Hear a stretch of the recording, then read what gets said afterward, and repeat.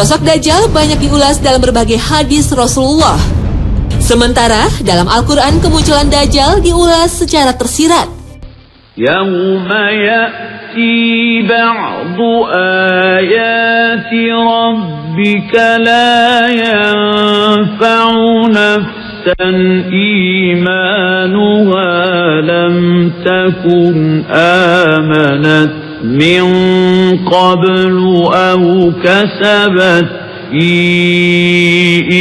imaniha khayra.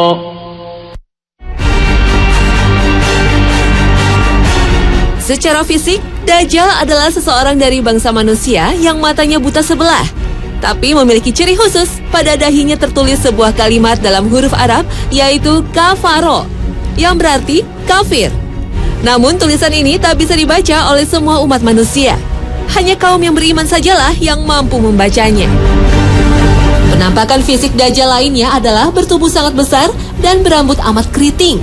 Pada hari akhir, Dajjal merupakan ujian besar umat manusia yang beriman pada Allah Subhanahu wa Ta'ala. Dajjal akan muncul dan menyatakan bahwa dirinya adalah Tuhan. Na'udzubillah min zalik. Dajjal akan tinggal di muka bumi selama 40 hari.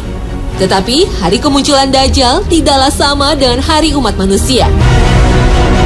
Hari pertama kemunculan Dajjal akan berlangsung selama 1 tahun. Sedangkan hari kedua akan berlangsung selama sebulan. Hari ketiga lamanya seminggu.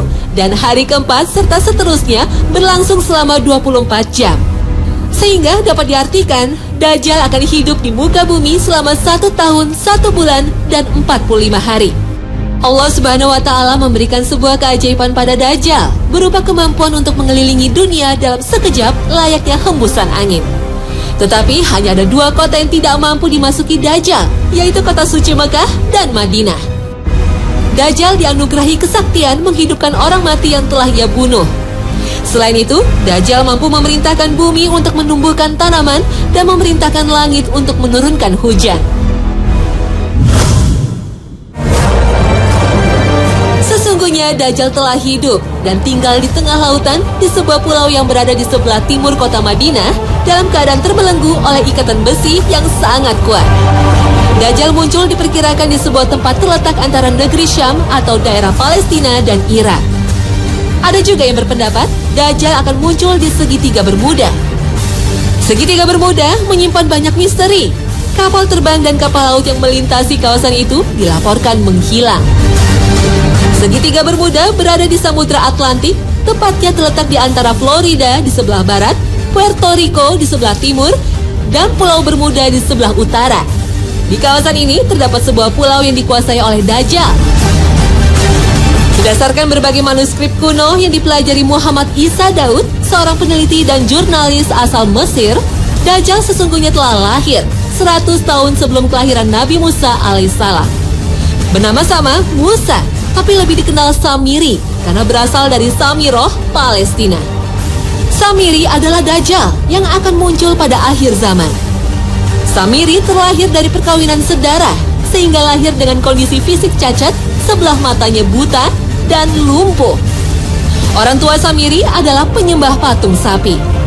Konon, sejak lahir, Dajjal tidak mau menyusu dan lebih banyak tidur. Saat negeri Samira dilanda bencana tsunami, Samiri terapung di laut dan terhempas di sebuah pulau terpencil. Setelah remaja, Samiri banyak berguru pada para ahli sihir. Anehnya, Samiri tidak pernah tua, dan setiap kali mencapai usia 100 tahun, ia kembali muda. Setiap kali Allah mengutus para nabinya, Samiri selalu datang untuk menggoda dan menyesatkan manusia. Pada masa Nabi Musa, Samiri alias Dajjal membuat patung sapi untuk disembah kaum Nabi Israel. Dan pada masa Nabi Isa alaihissalam, Samiri juga berusaha menghasut para pembesar Yahudi untuk membunuh Nabi Isa. Kemudian menyesatkan para pengikut Nabi Isa dengan memperkenalkan ajaran Trinitas, penebusan dosa, dan menghalalkan babi serta riba. Pada masa Nabi Muhammad SAW, Samiri juga berusaha menghasut kaum Yahudi untuk memberontak terhadap Nabi Muhammad. Dan sepeninggal Rasulullah, Samiri makin leluasa untuk membuat perpecahan umat Islam.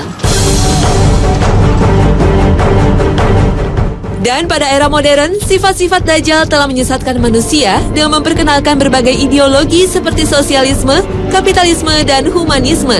Sifat Dajjal juga mendidik orang-orang terbaik Yahudi untuk membuat gerakan Zionisme. Sifat Dajjal juga berhasil membuat tipu daya dalam dunia sains dan politik. Perang dunia merupakan salah satu bukti kesuksesan Dajjal dalam menebar teror dan kejahatan di muka bumi. Dajjal dan pasukannya juga berhasil mengendalikan dunia dengan menguasai elit politik Amerika Serikat dan mata uang dolar. Tak heran, simbol Dajjal terlihat pada mata uang dolar dan berbagai instansi militer serta hiburan. Bukan bermaksud mengartikan Paman Sam dengan kepanjangan dari Samiri. Namun banyak ciri yang dipakai simbol oleh negara adidaya ini mempunyai kesamaan dengan simbol Dajjal yang kita ketahui. Astagfirullah. Sebelum kelahiran Nabi Muhammad, Dajjal sempat terpasung di sebuah gua selama 63 tahun dan dijaga makhluk berbulu tebal. Setelah bebas, ia mengembara dan menyesatkan manusia di berbagai belahan dunia, hingga ia bertemu setan di kawasan segitiga Bermuda. Dan menjelang kiamat, ia akan kembali muncul, mengaku sebagai Tuhan. Benarkah kisah ini? Wallahu a'lam. Namun, asal-usul Dajjal masih misterius. Sebagaimana iblis, Dajjal adalah makhluk yang ditangguhkan kematiannya oleh Allah. Meski usianya lebih dari 4.000 tahun, tapi fisiknya masih muda dan tak ada yang menandingi kekuatannya.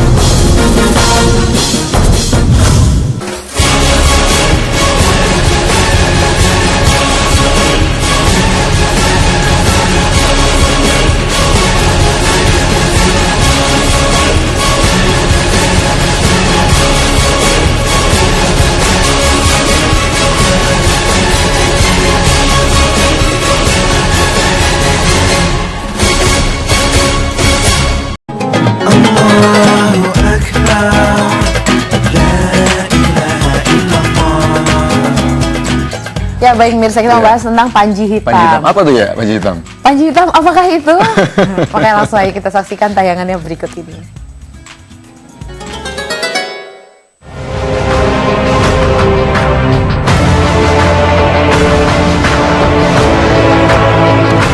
Panji hitam pasukan di akhir zaman.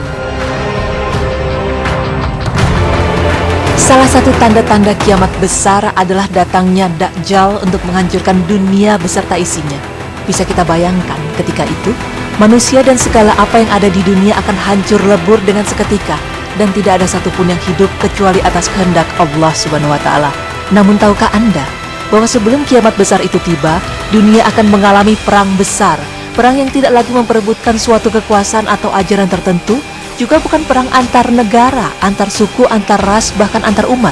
Tetapi perang yang dimaksud adalah perang antar Dajjal dengan pasukan berpanji hitam yang datang dari arah timur untuk menegakkan khalifah Islamiyah serta mengalahkan orang-orang kafir. Lalu, siapakah pasukan panji hitam yang membela khalifah Islamiyah tersebut dan bagaimana tanda-tanda kemunculannya? Pemirsa beriman, berbicara mengenai pasukan panji hitam, maka terlintas di pikiran kita tentang sosok Imam Mahdi. Beliaulah yang dipilih oleh Allah Subhanahu wa Ta'ala untuk memimpin pasukan panji hitam. Mereka bertugas untuk menghancurkan kezaliman dan menegakkan keadilan di muka bumi sebelum datangnya hari kiamat. Tidak ada seseorang pun di dunia ini yang mengetahui secara persis siapakah sosok Imam Mahdi, kecuali hanya Rasulullah Shallallahu Alaihi Wasallam. Dari beberapa dalil mengatakan bahwa Imam Mahdi berasal dari negeri Syam. Beliau berasal dari keturunan Nabi Muhammad Sallallahu Alaihi Wasallam. Karena nama Imam Mahdi sama persis dengan Rasulullah. Dalam sebuah hadis disebutkan bahwa andaikan dunia tinggal sehari, sungguh Allah akan panjangkan hari tersebut sehingga diutus padanya seorang laki-laki dari ahli baitku, namanya serupa namaku, dan nama ayahnya serupa nama ayahku, Muhammad bin Abdullah. Ia akan penuhi bumi dengan kejujuran dan keadilan sebagaimana sebelumnya dipenuhi dengan kezaliman dan penganiayaan. Hadis riwayat Abu Daud 9435. Bersama dengan pasukan panji hitam, Imam Mahdi akan memimpin selama 7, 8, bahkan 9 tahun. Namun belum ada hadis sahih yang menyatakan demikian. Lalu sebenarnya siapakah pasukan panji hitam yang dimaksud akan membantu Imam Mahdi dalam menghancurkan kezaliman di muka bumi? Nabi Muhammad Sallallahu Alaihi Wasallam bersabda, Al-Mahdi akan muncul setelah keluarnya panji-panji hitam dari sebelah timur, yang mana pasukan ini tidak pernah kalah dengan pasukan manapun. Hadis riwayat Ibnu Majah. Dalam hadis di atas disebutkan bahwa kemunculan Imam Mahdi ditandai setelah keluarnya pasukan panji hitam. Dalam beberapa hadis, Rasulullah menyebut pasukan panji hitam berasal dari Khurasan. Kemudian Rasulullah juga bersabda, "Jika kamu semua melihat panji-panji hitam datang dari arah Khurasan, maka sambutlah ia walaupun kamu terpaksa merangkak di atas salju. Sesungguhnya di tengah-tengah panji-panji itu ada Khalifah Allah Imam Mahdi yang mendapat petunjuk." Hadis riwayat Ibnu Majah, Abu Nuaim, dan Al-Hakim. Kata Khurasan berasal dari bahasa Persia yang artinya tempat matahari terbit atau negeri timur matahari. Ada pula yang mengatakan bahwa Khurasan adalah negeri yang luas. Khurasan berbatasan dengan wilayah dekat Irak yaitu Az-Zazawar, dan akhir batasnya adalah negeri India, yaitu wilayah Takaristan, Ghaznah, Sijistan, dan Karman. Negeri Khurasan memiliki kontur wilayah yang bergunung-gunung dengan iklim yang ekstrim, di mana daerah tersebut mengalami musim panas yang kering serta musim dingin yang bersalju. Bahkan di negara itu pula lah sering menjadi pusat terjadinya gempa. Di tempat ini pula diyakini bahwa Dajjal akan muncul. Rasulullah bersabda, "Ketahuilah bahwa dia berada di Laut Syam atau Laut Yaman." Oh tidak, bahkan ia akan datang dari arah timur. Apa itu dari arah timur? Dan beliau berisyarat dengan tangan yang menunjuk ke arah timur. Hadis riwayat Muslim 1883 sahih. Negeri Khurasan diyakini sebagai tempat berasalnya pasukan Panji Hitam. Kelompok pembela kebenaran ini dinamakan pasukan Panji Hitam karena berbendera hitam. Mengapa hitam? Karena hitam berarti damai, dan panji peperangan yang selalu digunakan Rasulullah pun juga berwarna hitam yang disebut dengan ar-rayah, sehingga sangat sesuailah dengan tujuan dari pasukan Imam Mahdi ini yang akan membawa kedamaian di dunia. Mereka bersama-sama akan memerangi Dajjal. Mengenai ciri-ciri dari pasukan Panji Hitam atau Ashabu Ar-Rayati Sud, beberapa hadis Nabi menyatakan bahwa mereka adalah generasi terakhir At-Taifah Al-Mansurah. Mereka adalah kelompok yang mendapat kemenangan.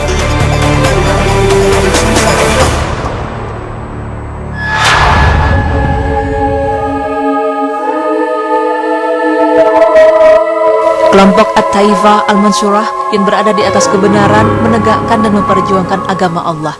Dalam lintasan sejarah, kelompok garis keturunan At-Taifah Al-Mansurah merupakan kelompok-kelompok penegak Allah, dimulai dari pemerintahan Zanki, jihad fisabilillah, pemerintahan Ayyubiyah hingga Daulah Mamalik.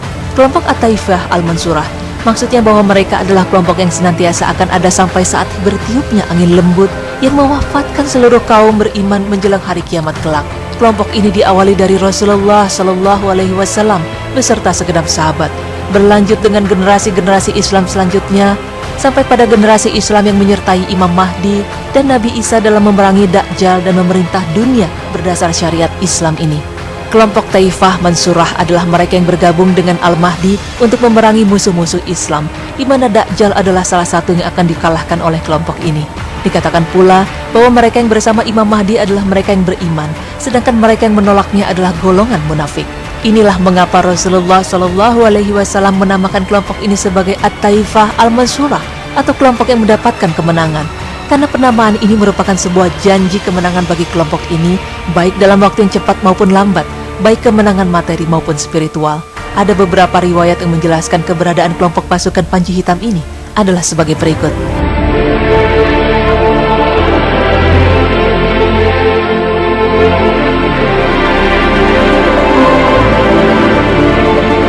Akan keluar sebuah kaum dari arah timur, mereka akan memudahkan kekuasaan bagi Al-Mahdi. Dari Khurasan akan keluar beberapa bendera hitam, tak satu pun bisa menahannya sampai akhirnya bendera-bendera itu ditegakkan di Lia, Baitul Maqdis. Akan keluar manusia dari timur yang akan memudahkan jalan kekuasaan bagi Al-Mahdi. Namun riwayat-riwayat tersebut memiliki cacat dari sisi sanad dan periwayatannya. Sedangkan riwayat tentang Ashabu Rayati Sud yang sampai pada derajat Hasan adalah sebagaimana yang diriwayatkan oleh sahabat Sauban.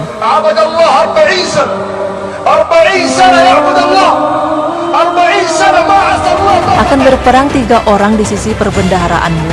Mereka semua adalah putra khalifah, tetapi tak seorang pun di antara mereka yang berhasil menguasainya.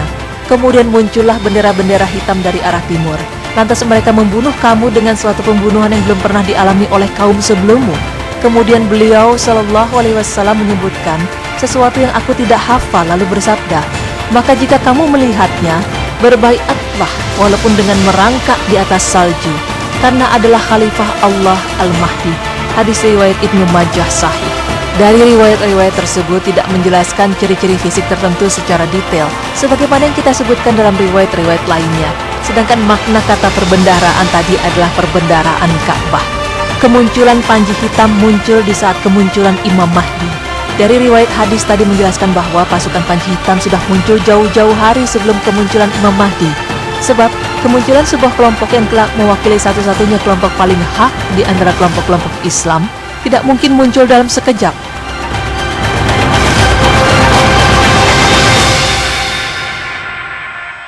Keberadaan mereka sudah ada dan embrio mereka akan terus tumbuh di antara kerasnya kecamuk peperangan saat itu. Di antara kezaliman yang semakin menyerebak, maka Imam Mahdi beserta pasukan panji hitam akan muncul untuk membawa kedamaian di muka bumi. Muncul di saat kematian Raja Arab Saudi. Selain itu dijelaskan bahwa dari riwayat Sauban tadi, kemunculan As-Saburayati Sud dari Khurasan terjadi di saat kematian seorang Raja Saudi yang dilanjutkan dengan pertikaian 3 putra khalifah untuk memperebutkan Ka'bah. Dalam hal ini, banyak analisa menyebutkan bahwa boleh jadi kondisi tersebut akan segera menjadi realita demi melihat apa yang terjadi saat ini di Saudi. Berdasarkan beberapa tanda kemunculan pasukan panji hitam tersebut, maka muncul beberapa dugaan dari sejumlah kelompok yang menyatakan bahwa mereka adalah pasukan panji hitam. Lalu juga ada beberapa orang yang menganggap suatu golongan tertentu yang mirip dengan ciri-ciri dari pasukan berpanji hitam, entah itu dari ciri fisiknya, kekuatannya, maupun selainnya. Pemirsa beriman, sesungguhnya hanya Allah lah yang maha mengetahui segala sesuatu, entah siapa mereka yang termasuk ke dalam pasukan pembela kaum muslim. Semoga Allah memasukkan golongan orang-orang terbaik ke dalamnya. Apabila ada suatu kelompok yang mengatasnamakan pasukan panji hitam dengan cara yang tidak sesuai dengan syariat Islam, maka mereka bukanlah kelompok-kelompok pemenang yang dijanjikan oleh Allah Subhanahu wa Ta'ala. Sebagaimana sabda Rasulullah, akan senantiasa ada satu kelompok dari umatku yang meraih kemenangan karena berada di atas kebenaran. Orang-orang yang menelantarkan mereka tidak akan mampu menimbulkan bahaya kepada mereka sampai datangnya urusan Allah, sementara keadaan mereka tetap seperti itu. Hadis riwayat Muslim 3544 dan Tirmizi 2155. Wallahu a'lam bishawab.